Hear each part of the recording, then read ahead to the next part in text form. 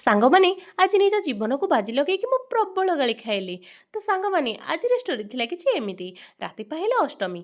ସକାଳୁ ଧନକୁ ସ୍କୁଲ ବସ୍ରେ ଛାଡ଼ିଦେଇ ହାତରେ ଛୁରୀଟିଏ ଧରି ମୁଁ ବାହାରିଥିଲି ହଳଦୀ ପତ୍ର ଅନ୍ୱେଷଣରେ। ଗୋଟେ ଜାଗାରେ ହଳଦୀ ଗଛ ଦେଖି ସାପ ହୁଙ୍କାକୁ ମଧ୍ୟ ଖାତିର ନ କରି ହଳଦୀ ପତ୍ର ଚୋରି କଲାବେଳେ ଘର ମାଲିକାଣୀଙ୍କ ଠାରୁ ଆଜି ପୁଳାଏ ଗାଳି ଖାଇଲି।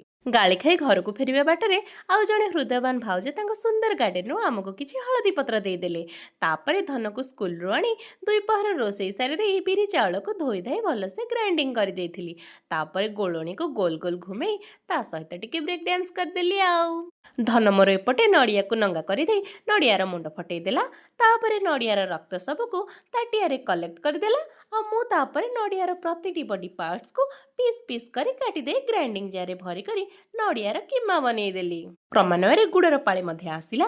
ତାପରେ ଉଭୟ ଗୁଡ଼ ଆଉ ନଡ଼ିଆକୁ ପ୍ୟାନରେ ଦେଇ 10 ମିନିଟ୍ ଯାଏଁ ଭାଜି ଭାଜି ଏଣ୍ଡୁରି ପିଠା ପାଇଁ ପୁରା ପ୍ରସ୍ତୁତ କରାଗଲା। ତାପରେ ତୁଳସୀ ଚା ପିଆଗଲା, ହଳଦୀ ପତ୍ର କଟାଗଲା ଆଉ କାଲି ପାଇଁ ସବୁ ପ୍ରସ୍ତୁତି ସରିଗଲା।